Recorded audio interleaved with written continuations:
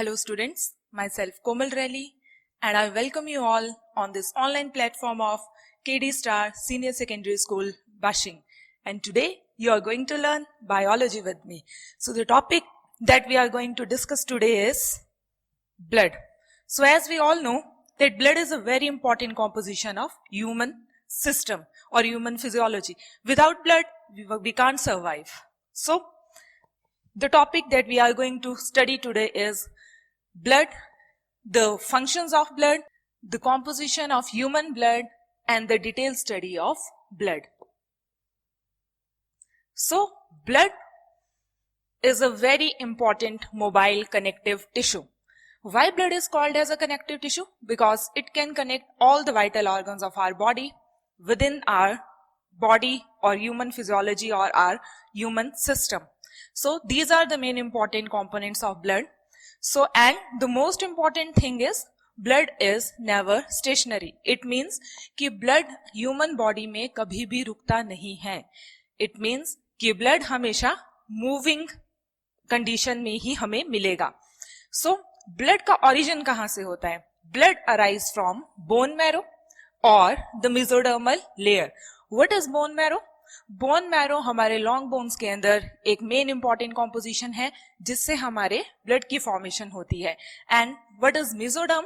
Mesoderm is a part of our germinal layer. अब ये germinal layers क्या है? With the help of these germinal layers human beings का पूरा important system develop होता है. So mesoderm is very important for the proper functioning of the connective tissue जिसका name है blood. So, अगर हम blood को देखें तो blood का जो important composition है हमें दो parts में सबसे पहले नजर आता है. First part is the plasma portion जिसका percentage है 55% and the next part is the blood corpuscle जो है हमारे 45%.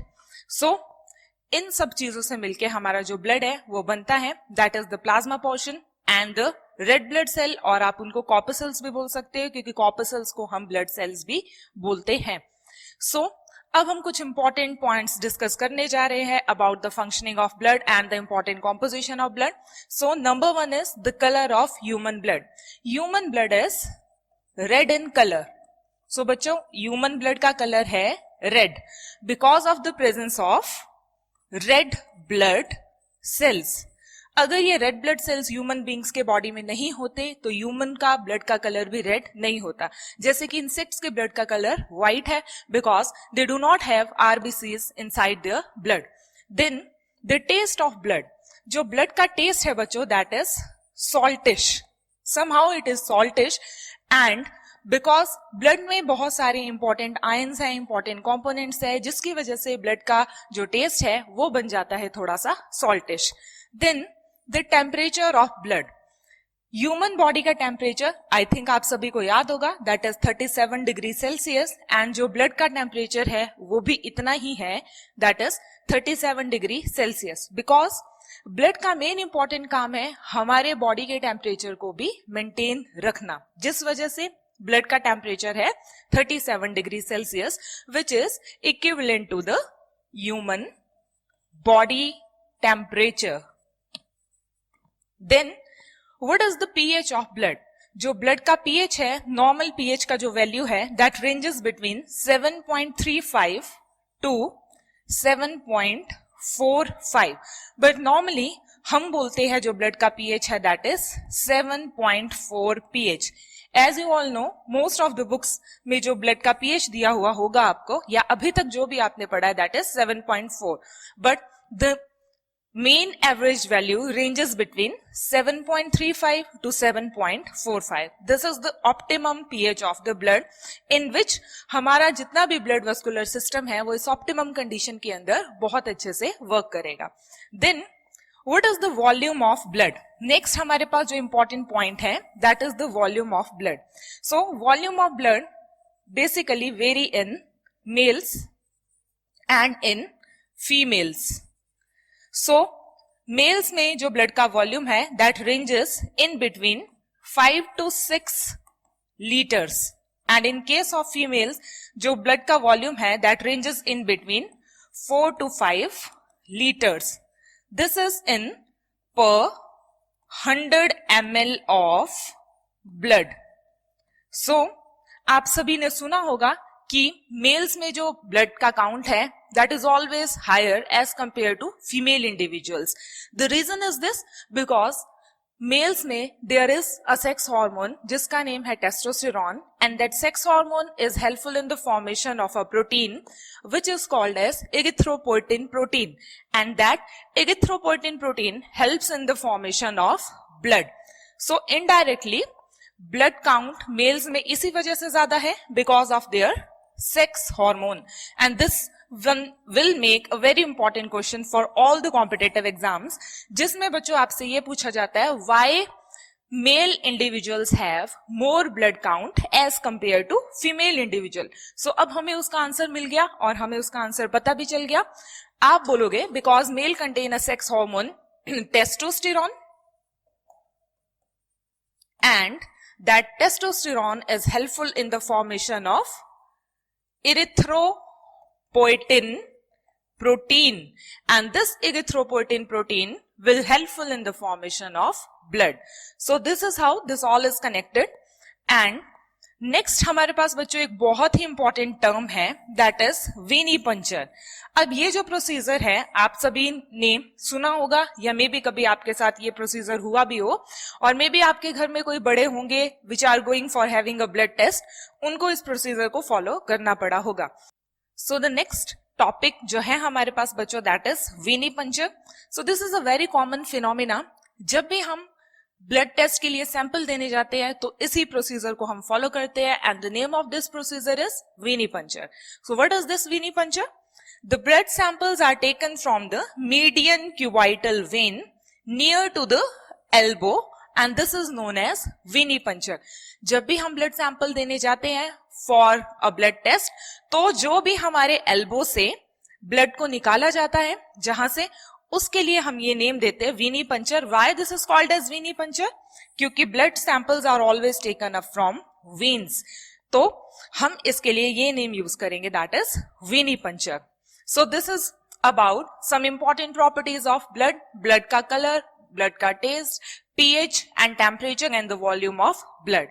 So next है हमारे पास बच्चों the main important functions of blood. So this is very important part जो कि हमारे blood से related है that is the functions of blood. The main important thing जो बच्चों आपको एक मैं बताना चाहती हूँ that is the difference between blood and blood vascular system. So the main difference between this blood and blood vascular system, it means blood जो है that is single and the blood vascular system means it is having blood plus heart. And most of the time students are getting confused what is the difference between the blood and the blood vascular system. So blood एक single important composition है which is an important component of human blood body and blood vascular system जो है that contain blood along with the heart and all the vascular systems of the human body. So now we are going to discuss the important functions of blood. It helps in the transportation of oxygen by the help of we can say RBCs. So वो RBC cell है बच्चों वो red blood sales है जो कि हमारे oxygen transportation में एक इंपॉर्टेंट रोल प्ले करते हैं. It can also helpful in the transportation of CO2. Blood का काम है जितना भी वेस्ट मटेरियल ह्यूमन बॉडी के अंदर है जैसे कि कार्बन डाइऑक्साइड या बाकी के वेस्ट मटेरियल उनको बॉडी से बाहर लेके आना. सो ब्लड कार्बन डाइऑक्साइड की ट्रांसपोर्टेशन में भी हेल्प करता है. Transport of nutrients. These nutrients may be important ions, they may B minerals and they also may be vitamins. So ये जितने भी important composition है they travel inside the human body with the help of blood. It has to maintain or to regulate the pH of the human body. So blood it means कि blood जो है that act as a buffer. अगर आपसे कभी भी ये पूछा जाए कि why blood is acting as a buffer or as a buffer system, so your answer will be because it has to regulate the pH of the human body. That's why blood act as a buffer. It has to regulate the body temperature. हमने अभी पिछले slide में check किया था that the temperature of blood is 37 degrees Celsius, which is equivalent to the human body temperature. So this has to be maintained by the help of blood. It also helpful in the production of antibodies. We can use the symbol for antibodies, capital A and small b. हम ये लिख सकते हैं. Antibodies are very important part of our immune system. आप लोगों ने हमेशा सुना होगा, those person who are having a better immune system, उनकी immunity बहुत अच्छी होती है. This is because they are having large amount of antibodies inside their body. So ये function भी हमारा blood important तरीके से maintain करता है, the formation of antibodies inside our human system. It also helpful in the transportation of excretory material. ये excretory material है बच्चों ammonia, urea and uric acid. ये जितने भी हमारे base material है by the help of kidneys हमारे body से बाहर आ जाते हैं, but इन सब के regulation में जो important role play कर रहा है that is the blood. Another important function of blood is the distribution of hormones. Human body में we have lots of hormones and all those hormones have very important roles inside our human body. Like let us take an example, that is growth hormone. So growth hormone का काम है human beings में humans की growth या humans की height को increase करवाना. Those who are having the low level of this growth hormone, they will be dwarf by nature. So blood का एक important काम, जितने भी hormones human body के अंदर है उन सबको उनके proper target organ तक लेकर जाना. And it also helpful in the process of clotting. Blood clot होना बच्चों बहुत ही जरूरी है after an injury or after an accident. If blood clotting is not there, तो उस person को due to high amount of blood loss उसका death भी हो सकता है. So blood clotting again बहुत ही important है. These are the important functions of blood. और ये सारे important functions maintain करना blood का एक बहुत ही important role play करना है inside the human body. Then next अब हम चेक करते हैं what is the main important composition of human blood.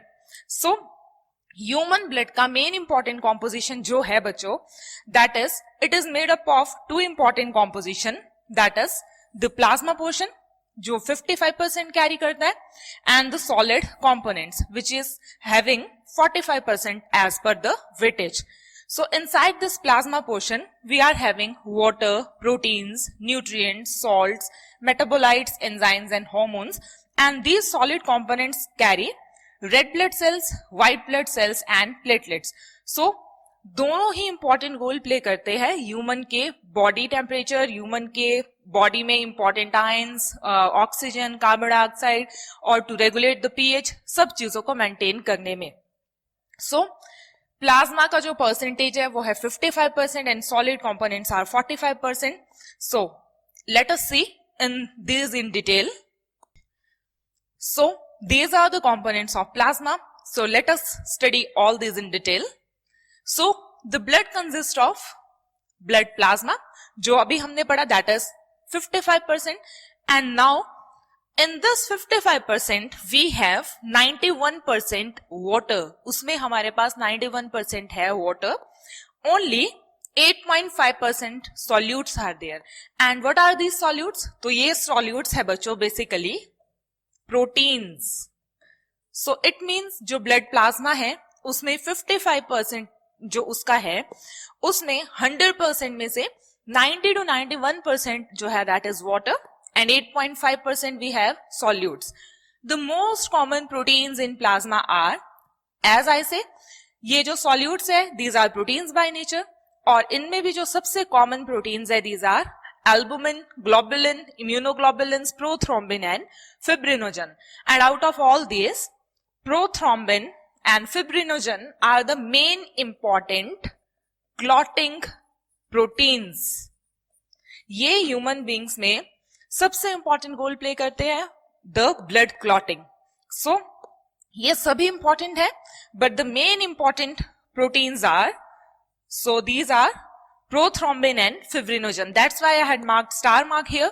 Because ये बहुत ही ज्यादा इंपॉर्टेंट है. If the level of these proteins were fallen down, उसकी वजह से क्लॉटिंग में बहुत ज्यादा प्रॉब्लम आएगा. Then plasma also contain some excretory waste products like ammonia, urea and uric acid. ये भी है इसके अंदर. One of the most important point is what is serum? Blood में सीरम क्या है? बहुत बार बच्चों 1 मार्क का क्वेश्चन आपसे पूछा जाता है, डिफाइन सीरम और what is serum. So what is serum? Serum is the plasma minus the clotting proteins. It means ये ब्लड का वो पार्ट है जिसमें प्लाज्मा सेक्शन तो है but there is no clotting proteins. तो इट मीन्स ये क्लॉटिंग में कोई भी इंपॉर्टेंट रोल हमारे केस में नहीं प्ले करेगा. So this is very important. What is serum? It is plasma minus clotting proteins. This is serum. Then अब हम सेकेंड कॉम्पोजिशन के ऊपर आते, which is the solid component, which इसको हम फॉर्म्ड एलिमेंट्स भी बोलेंगे. It is made up of 40 to 45%, क्योंकि 55% हमारे पास जो था that is taken up by the plasma and 40 to 45% जो है वो है अभी इनफॉर्म्ड एलिमेंट्स का. इनफॉर्म्ड एलिमेंट्स में वी हैव आरबीसीज, डब्ल्यूबीसीज and platelets. Red blood cells, white blood cells, these are complete cells, क्योंकि देखो उनके नाम में ही सेल्स है. Red blood cells and white blood cells, these are complete cells. अब आपसे पूछा जाएगा what are platelets. So platelets are in basic these are cellular fragments and the main important functions of these platelet is clotting. So this is the difference between the RBCs, WBCs and platelets. So what is the main difference? The RBCs and WBCs are the complete cells, whereas the platelets are the cellular fragments. So ये main difference है. Platelet count in humans. There is a specific value in human beings जिससे नीचे या जिससे ऊपर अगर platelet count होता है तो this will cause very problematic situation. That platelet count in human is 1.5 to 3.5 lakh per mm cube. So this is per mm cube. So 1.5 to 3.5 lakh is the normal platelet count. अगर इससे platelet नीचे गिरे तो this will create clotting problem. जैसे यहां लिखा है the decrease in the platelet count will disturb the clotting. It means अब इस ह्यूमन बीइंग के अंदर क्लॉटिंग होने में बहुत लंबा टाइम लगेगा. सो इस प्रॉपर अमाउंट में प्लेटलेट्स का रहना inside the human body is very essential for the process of clotting. So let's study blood in a very detail account. So the study of blood is always called as haematology. So जब भी हम blood cells या blood की formation कैसे होती है इस पूरे प्रोसेस को स्टडी करते, दैट इज हिमेटोलॉजी. उसके लिए हम ये टर्म यूज करेंगे. So number 1 what we have this multipotent stem cell. अब आपके माइंड में क्वेश्चन आ रहा होगा व्हाट आर स्टेम सेल्स. तो stem cells are totipotent cells. बच्चों ये एक ऐसा सेल है ह्यूमन बॉडी के अंदर जो कि ऑल डिफरेंट सेल टाइप्स की फॉर्मेशन में इंपॉर्टेंट रोल प्ले कर सकता है and it is capable of producing any other cell type of the human body. So सबसे पहले हमने एक पॉइंट पढ़ा था, where does the process of blood formation takes place. हमने पढ़ा था दैट इज बोन मैरो. ये हमने पढ़ा था bone marrow.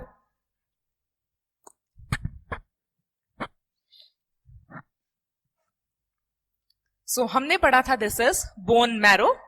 So number 1 what we have this multipotent stem cell. अब इस मल्टीपोटेंट स्टेम सेल में डिवीजन होगा, ये 2 सेल बनाएगा. Number 1 is called as myeloid stem cell and the second is called as lymphoid stem cell. तो इसने 2 अलग अलग टाइप के सेल्स की फॉर्मेशन की. One is myeloid stem cell and the second is lymphoid stem cell. अब ये myeloid stem cell and lymphoid stem cell और आगे जाके और ब्लड सेल्स की फॉर्मेशन करेंगे. जो सेल्स आपने और मैंने अभी तक पढ़े हैं दैट इज आरबीसीज, डब्ल्यूबीसीज एंड प्लेटलेट्स, उनकी फॉर्मेशन कैसे होगी अब हम वो चेक करते हैं. This myeloid stem cell will form, first of all it will form megakaryoblast. ये मेगाकैरियोब्लास्ट बच्चों आगे जाके बनाएगा मेगाकैरियोसाइट और वो मेगाकैरियोसाइट आगे जाके बनाएगा platelets.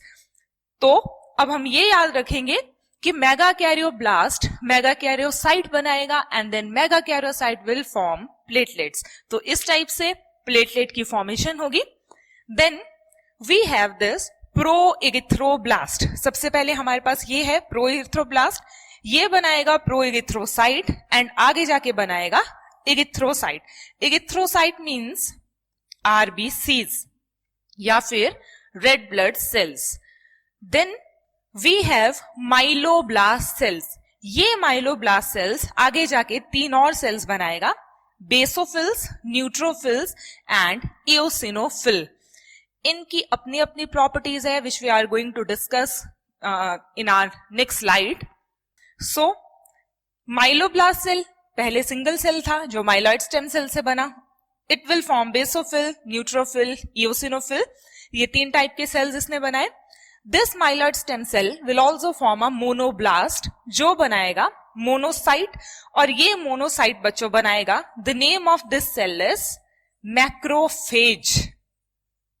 Macro means big, mono means small.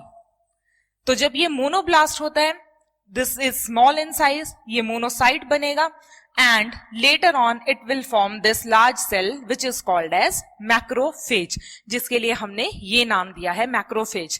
So these all cells are formed by the help of this myeloid stem cell. तो it means इस एक अकेले सेल ने बहुत सारे सेल टाइप्स की फॉर्मेशन में important role play. Then the lymphoid stem cell हमने पढ़ा था. ये मल्टीपोटेंट स्टेम सेल ने 2 स्टेम सेल्स की फॉर्मेशन की, myeloid stem cell and lymphoid stem cell. अब ये माइलॉइड स्टेम सेल जो है आपका, उससे सब सेल्स की फॉर्मेशन में हेल्प कर दी. अब आएंगे हम लिम्फॉइड स्टेम सेल के ऊपर. And now we have this lymphoid stem cell. So first of all, this multipotent hemopoietic stem cell will form a myeloid stem cell and on the second side it will form this lymphoid stem cell. अब ये myeloid stem cell ने सभी sales की formation कर दी है. अब हम देखते हैं ये लिम्फॉइड स्टेम सेल क्या बनाएगा. तो ये लिम्फॉइड स्टेम सेल पहले बनाएगा lymphoblast. This lymphoblast will form natural killer cell. इसके लिए NK सेल्स ये टर्म भी हम यूज करते हैं. And the full form of this NK cell is natural killer cell. And then second जो ये सेल टाइप बनाएगा that is small lymphocytes. और ये small lymphocytes बनाएंगे बच्चों T lymphocytes and B lymphocytes. In cells के भी there are specific roles which we are going to study in our next slide. So वो भी हम चेक करेंगे. And these B lymphocytes will form, the name of these cell is plasma cell. और ये बनाएगा हमारा plasma cell. Now let's discuss some of the important points regarding all these cell types. वो भी हम चेक करते. So एक चीज बच्चों जो हम याद रखेंगे which is very important, that is सबसे पहले जो सेल बनेगा उसके लिए we are going to use this term blast. Blast means first formed cell. Blast के बाद जो mature cell बनेगा उसके लिए आप नेम लिखोगे site. For example, megakaryoblast. It means this is precursor cell type. Means this is inactive cell type. ये आगे जाके megakaryocyte बनाएगा which is active cell type. Proerythroblast reticulocyte बनाएगा which in future will form erythrocytes or RBCs. Myeloblast cell आगे जाके basophils, neutrophils और eosinophils बनाएगा. इन सभी सेल्स के वी हैव इंपॉर्टेंट कॉम्पोजिशन. अभी अगर हम इनको डायग्रामेटिकली देखें तो basophil is many lobed nucleated cell. इसके अंदर जो न्यूक्लियस है that is many lobed. So हम एक लार्ज इमेज अभी चेक करेंगे in which you are going to have the detail knowledge of this neutrophil cell. And the percentage of this neutrophil inside human body is 60 to 65%. Then we have this basophil cells जिसका की we have irregular shape nucleus.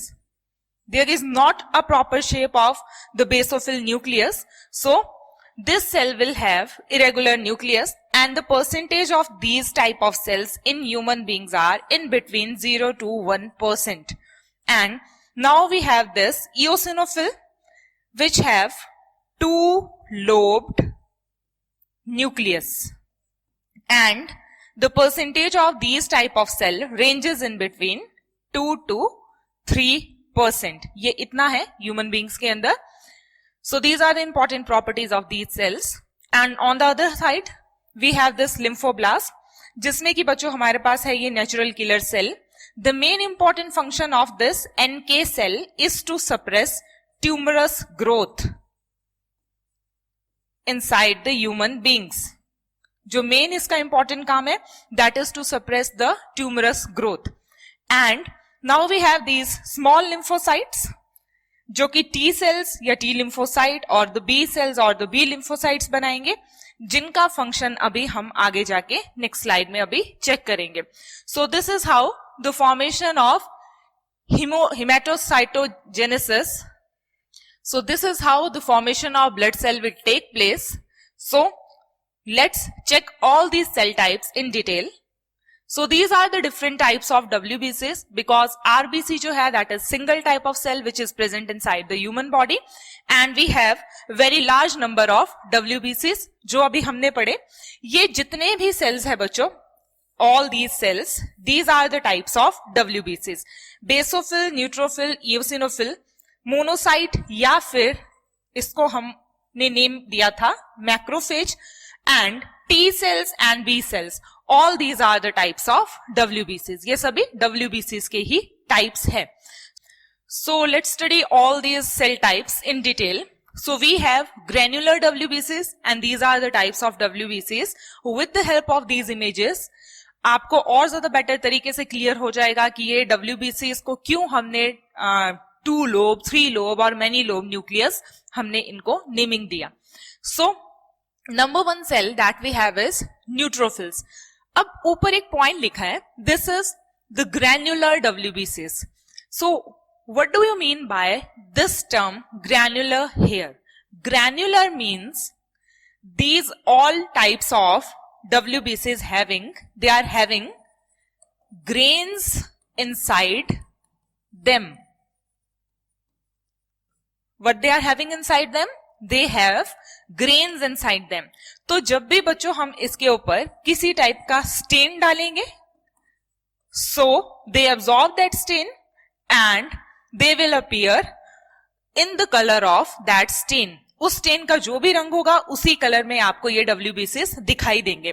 For example अगर हम check करें by the help of this diagram, so by the help of this diagram हम check करते हैं बच्चों कि अगर हम स्टेन अप्लाई करेंगे इन बेसोफिल्स पे, न्यूट्रोफिल्स पे या इओसिनोफिल पे, तो इनके कलर्स कैसे अपीयर होंगे. So when we apply stain on these basophil, they will appear blue, purple in colour. Neutrophils will appear pink in color and eosinophil will appear red orange in color. And all these cells are under granular WBCs. इन सभी cells के लिए हम एक ये term use करेंगे that is granular WBCs. इनको आप granular WBCs बोलोगे. Why? Because they absorb the stain. ये stain को absorb करेंगे and उसके बाद we have these cells in these colors, blue purple, pink or red orange. Monocytes or macrophages or T and B lymphocytes, these are agranular WBCs. So it means in cells के अंदर there are no grains, तो जब हम इन पे कोई stain डालेंगे भी तो they will not absorb any color. So let's study all the types of these granular leukocytes as well as agranular leukocytes in detail. So जो मैं आपको बोल रही थी वो point, why they are called as granular? Because they absorb the stain and they will appear in the color of that stain after when they absorb the stain in an appropriate amount. So neutrophils 60 to 65% है हमारे पास. Then they are maximum in number because उनका composition बहुत ज्यादा है. दे have a life span of 12 hours. अब ये जितने भी WBCs के टाइप्स है बच्चों, इनका लाइफ स्पैन बहुत ज्यादा नहीं होगा, बहुत कम लाइफ स्पैन है इनका। So the life span of these granular WBCs में नंबर 1 न्यूट्रोफिल्स का है 12 hours and their function is phagocytic. वो किसी भी फॉरेन पार्टिकल को खा जाते हैं और फैगोसिटाइज करते हैं। And as you can see here they are having very many lobed nucleus. So अभी तो हमें 3 लोब्स नजर आ रहे हैं, बट हमने पढ़ा था they are even having 5 to 7 lobed nucleus. तो न्यूक्लियस का जो अमाउंट है या उसकी जो लोब्स है उसका नंबर वेरी कर सकता है आपके न्यूट्रोफिल्स के केस में। Then the second type of cells that we have is basophils. 0 to 1% इनका परसेंटेज है। They are minimum in number and this will make a very important point for your all the competitive exam. आपसे ये पूछा जा सकता है the type of granular WBCs which are maximum in number and the type of WBCs which are minimum in number. तो maximum है neutrophils and the minimum one is basophil. They have only a lifespan of 10 hours. तो ये 12 hours के लिए survive करते हैं और ये सिर्फ 10 hours के लिए। They secrete heparin, histamine and serotonin.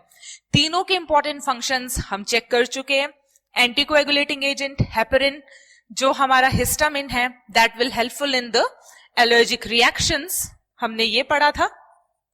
And serotonin act as a vasoconstrictor, तो ये ब्लड वेसल्स को कॉन्स्ट्रिक्ट करता है।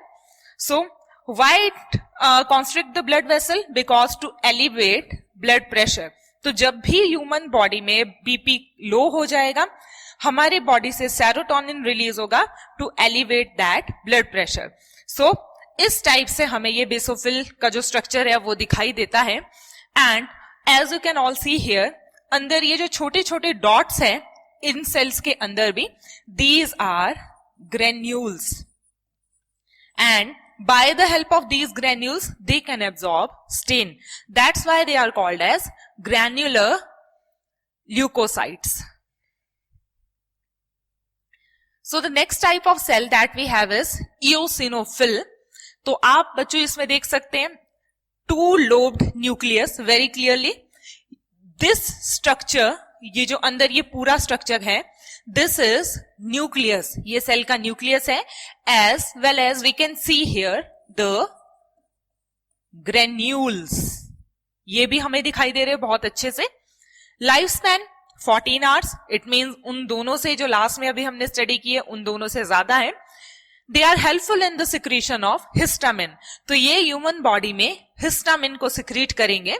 And histamine is playing a very important role in anti-allergic reactions. Histamine will also in future release IgE. What is this IgE? This is antibody E. We human beings have 5 different kind of antibodies and out of them the antibody which is secreted by histamine is IgE. Ig here stands for immunoglobulins. Immunoglobulins are the another name of this antibody. तो हम antibody को antibody भी बोल सकते हैं, antibody को हम immunoglobulin भी बोल सकते हैं। Both are synonyms. और एंटीबॉडी अगर हमने लिखना हो तो we can use this symbol, and अगर हमने इम्यूनोग्लोबुलिन लिखना है तो we can use this symbol that is Ig. So out of the 5 different type of antibodies which are present inside the human beings, the one which is secreted by this basophil cells, so out of the 5 different types of antibodies which is secreted by the human body, the antibody which is secreted by the eosinophil cell is IgE. Eosinophilia. What is eosinophilia? So eosinophilia here means बच्चों the increase in the number of eosinophils. जब भी किसी human being के अंदर eosinophil का count बहुत ज्यादा increase कर जाता है तो हम उसके लिए ये नेम यूज करते हैं, that is eosinophilia. And this will also a indicative test that the person is undergoing some kind of allergic reactions inside his or her body. And eosinophil count human body में तब भी बहुत ज्यादा बढ़ जाता है जब हमें किसी टाइप का पैरासिटिक अटैक होता है. Parasitic attack here means, for example, if someone is suffering from roundworms or tapeworms inside his or her body. अगर किसी के भी पेट में कीड़े हैं जिनको हम राउंड वॉर्म्स या टेप वॉर्म नेम यूज कर सकते हैं, उस पर्सन की बॉडी में इओसिनोफिल का काउंट बहुत ज्यादा इंक्रीज कर जाएगा, क्योंकि ये एलर्जिक रिएक्शंस में और पैरासिटिक रिएक्शन में इओसिनोफिल का काउंट बहुत ज्यादा इंक्रीज करता है inside human body. So increase in the number of eosinophils during the parasitic infection is called as eosinophilia. उसके लिए हम ये नेम देंगे. So, अगर किसी का ये टेस्ट डॉक्टर परफॉर्म करने को बोलता है, TLC means total leucocyte count, और उसमें स्पेसिफिकली ये देखा जाता है कि eosinophil count will have a very elevated level, उनका नंबर बहुत ज्यादा बढ़ गया है. इट मीन्स उस पर्सन को श्योर शॉट कोई पैरासिटिक इंफेक्शन है उसके गट में या उसके बॉडी में. So this will also help in the diagnosis of some kind of parasitic diseases. So this is how the eosinophils are very important for our immune system. So next that we have is this non-granular WBCs. So if their name is non-granular WBCs, so it means they are not absorbing any kind of stains inside their body, because what's the reason behind this? Because they do not having any kind of granules inside their body. तो क्योंकि बच्चों इसमें granules नहीं है, तो हम कोई भी अगर स्टेन इसके ऊपर डालेंगे तो वो स्टेन ये एब्जॉर्ब नहीं करेंगे. So this is why their name is non granular WBCs. So the examples that we have is lymphocytes. तो सबसे पहले तो हम इनको नेम देंगे lymphocytes.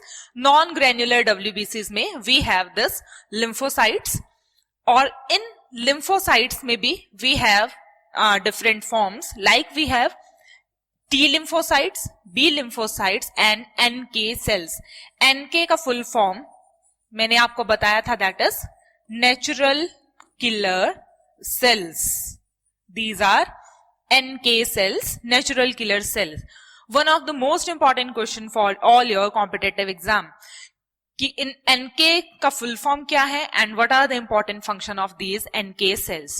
So the lifespan of these non-granular WBCs ranges in between 5 to 7 days. The lifespan of these non-granular WBCs ranges between 5 to 7 days.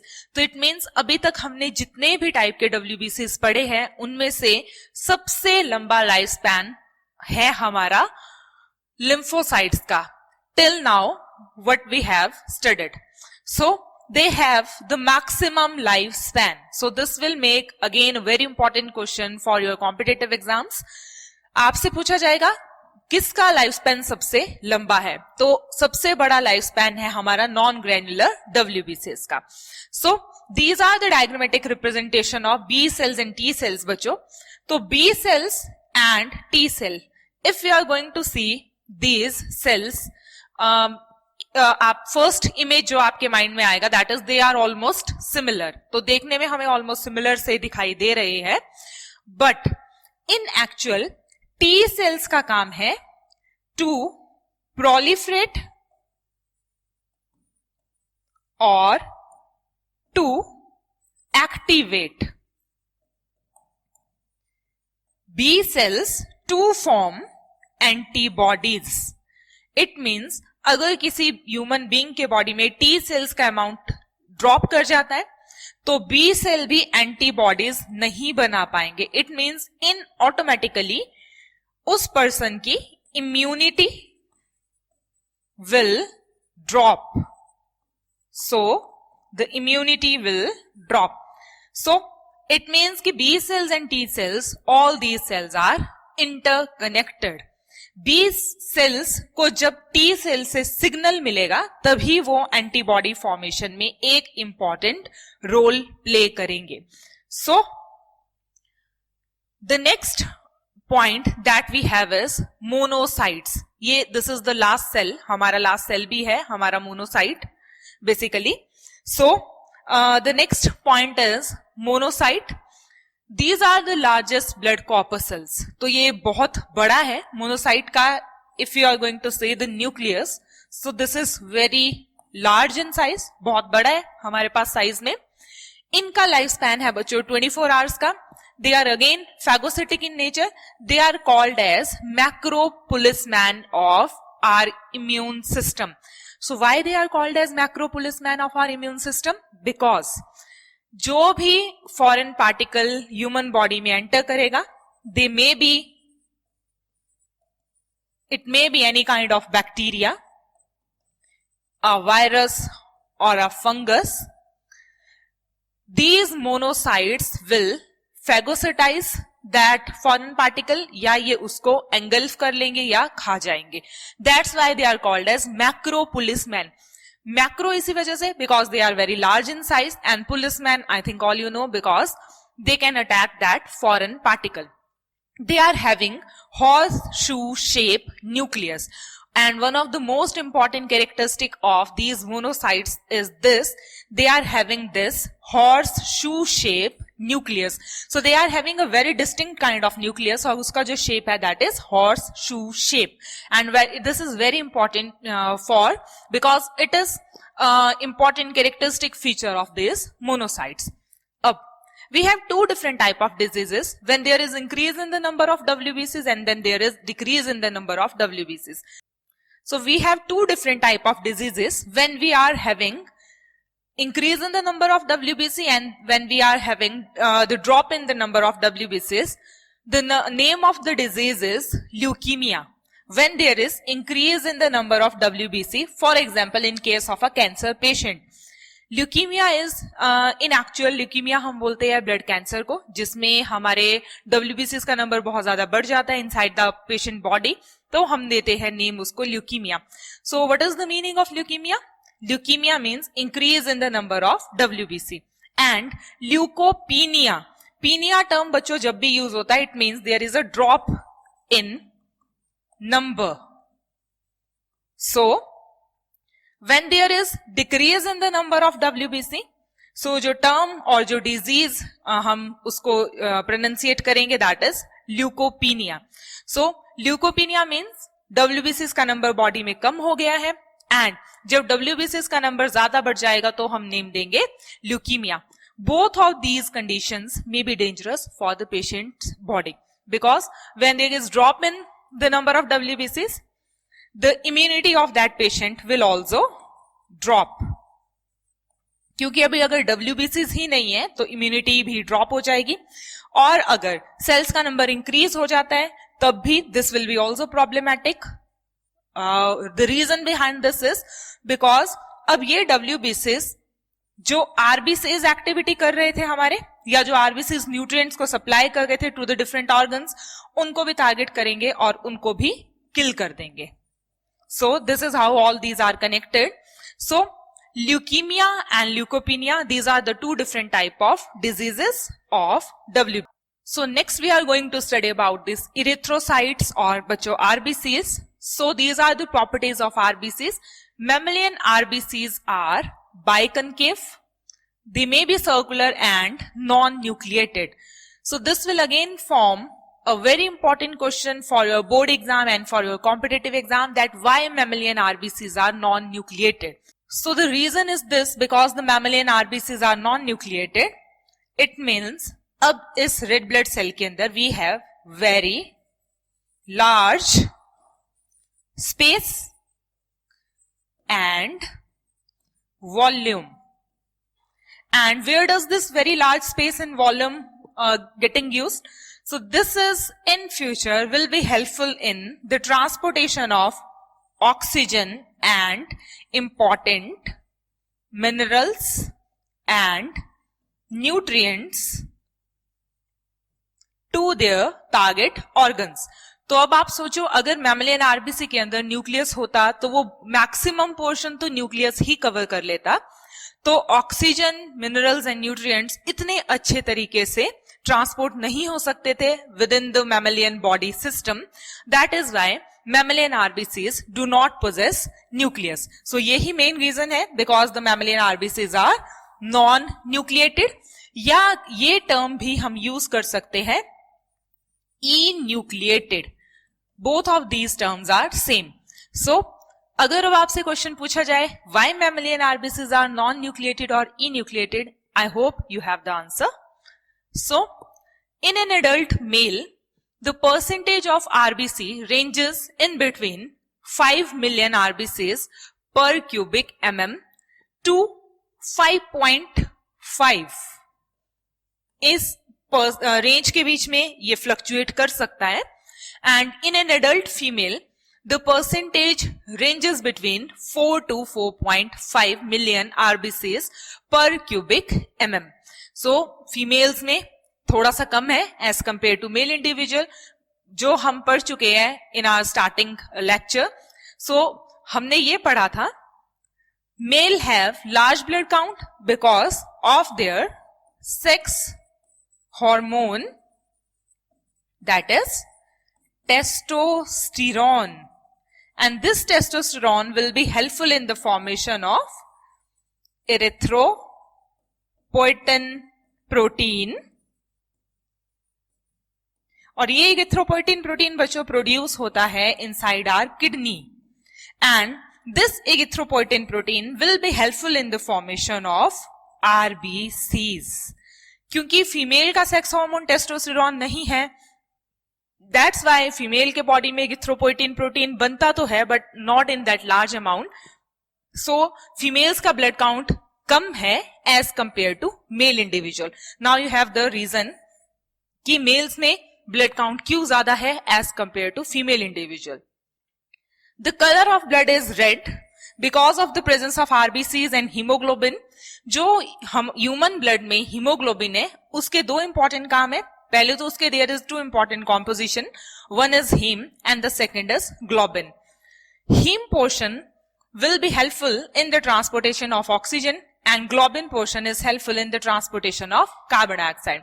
So hemoglobin is made up of two different type of protein molecules, that is heme protein and globin protein, and out of these heme का काम है transportation of oxygen and globin का जो काम है बच्चों that is the transportation of carbon dioxide. So the lifespan of our RBCs is basically 120 days.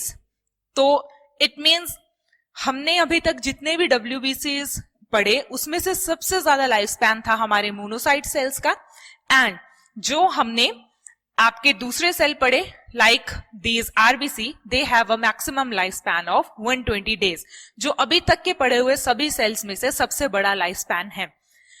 And in a new born baby the life span of RBC is 100 days. तो एक newly born baby या infant में life span जो है that is different 100 days, और in an adult body the life span is 120 days. Next is erythropoiesis. What is erythropoiesis? Erythropoiesis जो ये term है this is used for the term which we are going to use for the formation of blood cells. जब blood cells की formation होती है तो उसके लिए जो हम टर्म यूज करते that is erythropoiesis, and there is a specific type of blood cells which are formed by the process of this erythropoiesis. This is red blood cells और आरबीसीज, क्योंकि इरिथ्रोसाइट्स जो है that is the name of red blood cells, और जो red blood cell की formation में जो process use होगा उसके लिए हम ये टर्म देंगे erythropoiesis. So this is about our erythrocytes, and there are two more terms which is related with these erythrocytes, that is polycythemia and erythropenia. So what are these terms? Polycythemia means when there is increase in number of RBCs, and when there is decrease in number of RBCs, this is called as erythropenia. So as I told you earlier, penia term बच्चों जहां पे भी use होगा, it means there is a sudden fall in the number of that cell. So polycythemia means increase in the number of RBCs, and erythropenia means when there is decrease in the number of RBC. So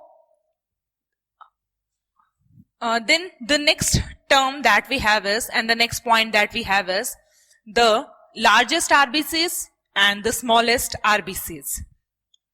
The largest RBCs are present inside amphibia, and the smallest RBCs are present inside the musk deer. So this is the image of amphibia and this is the image of this musk deer.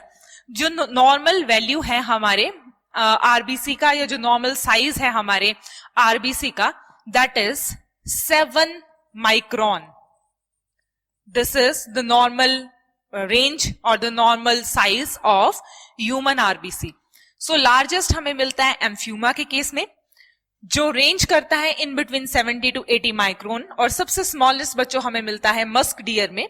So this is the image of musk deer, जिसका RBC हो सकता है 2.5 micron तक. और this is amphiuma. Amphiuma as its name indicate, in actual this is a amphibian. But ये amphibian कैसा है? This is a limbless amphibian. तो आपको इसके कोई लिम्स नहीं नजर आ रहे हैं.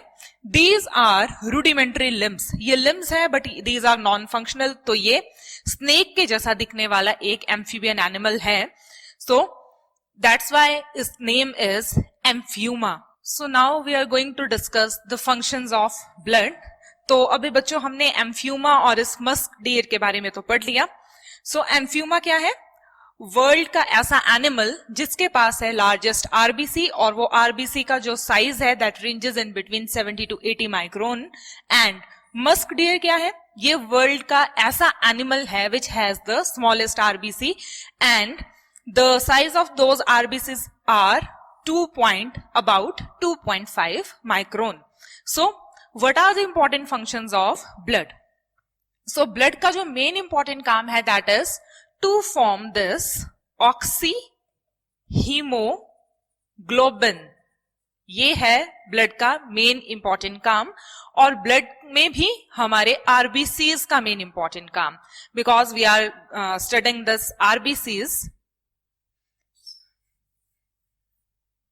Another important function of our erythrocyte is to maintain the buffer of the blood and the pH of the blood. ये भी ब्लड का बहुत इंपॉर्टेंट काम है, हमारे बफर और पीएच को मेंटेन करना. पीएच हमने पढ़ा था in the starting of this lecture, that is 7.4. This is the pH value of blood. इसको मेंटेन करने का काम भी कौन करता है? हमारे रेड ब्लड सेल्स.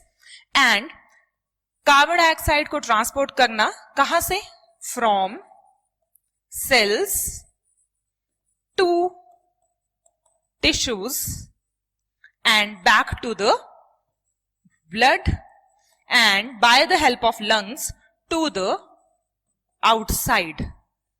So जितना भी कार्बन डाइऑक्साइड आपके या मेरे ब्लड में है वो हमारे सेल्स से, टिश्यू से, ऑर्गन सिस्टम से पहले वापस आएगा हमारे ब्लड के अंदर, और फिर हमारा ब्लड उसको वापस लेके जाएगा लंग्स के पास. और लंग्स से वो कार्बन डाइऑक्साइड जब हम ब्रीथ आउट करेंगे बच्चों, व्हेन वी ब्रीथ आउट, तो वो सारा कार्बन डाइऑक्साइड एटमॉस्फेयर में वापस चला जाएगा. Then in last we are going to study about this blood platelets. तो पहले हम प्लेटलेट्स के बारे में कुछ इंपॉर्टेंट पॉइंट्स पढ़ चुके हैं, that these are cellular fragments and they help in the clotting process, and the normal value of platelets ranges in between 1.5 to 3.5 lakh per cubic mm cube. तो ये चीजें हमने स्टार्टिंग में भी पढ़ ली थी. So these are cellular fragment. This is the normal value of blood platelets. Their main important goal is blood clotting. तो blood clotting करना प्लेटलेट का सबसे बड़ा और सबसे इंपॉर्टेंट काम भी है, because in the absence of these platelets a person may die because of the very large amount of blood loss. अगर ऐसा हुआ, कोई एक्सीडेंट हुआ और उस पर्सन के बॉडी से बहुत ज्यादा ब्लड लॉस रिलीज हुआ, बहुत ज्यादा ब्लड रिलीज हुआ, बहुत ज्यादा उसको ब्लड लॉस हुआ, तो उस पर्सन की डेथ हो सकती है. So the platelets play a very important role in blood clotting, and in the absence of blood platelets, a person may die because of the heavy blood loss in an accident. The lifespan may vary from 2 to 4 to 5 days. मतलब कम से कम 2 दिन तक platelet survive करेंगे inside human body और ज्यादा से ज्यादा 5 days तक. So what is thrombocytopenia? So I hope all of you know now. I had already told you that penia means a decrease in the number of that type of cell, and thrombocytes are the another name for platelets. So if we are using this term thrombocytopenia, it means there is decrease in the number of blood platelet. So this will cause a disease जिससे कि person को blood clotting बहुत देर से होगा और उस person के body से बहुत ज्यादा ब्लड लॉस हो जाएगा और उससे उसकी डेथ भी हो जाएगी. Then these are the important functions of blood platelets, that is the formation of platelet plug. तो सबसे पहले ये प्लेटलेट्स जहां भी हमें चोट लगती है, wherever there is a formation of a wound और इंजरी हैपन, वहां पे बहुत सारे बच्चों प्लेटलेट्स ऐसे जाकर इकट्ठे हो जाते हैं उस सेल के अंदर, and this will form platelet plug. ये इस टाइप से एक प्लेटलेट प्लग बना देंगे. अब यहां से बाहर आरबीसीज या फिर हमारे डब्ल्यूबीसीज बाहर नहीं आ सकते. So this is the important work of these platelets. They have a very important role in blood clotting. After the formation of this platelet plug, clot will form there. तो पहले प्लग बनेगा, फिर क्लॉट की formation होगी.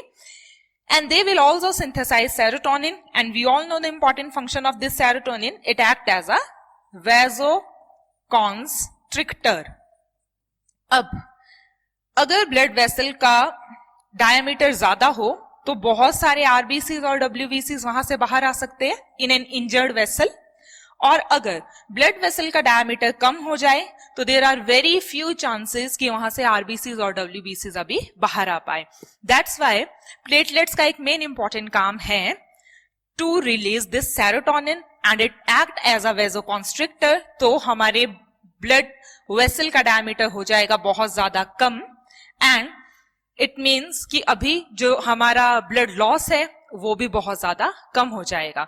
So we are done with this section, and I hope you had learned something new, and I hope you enjoy this video, and thank you so much students for watching.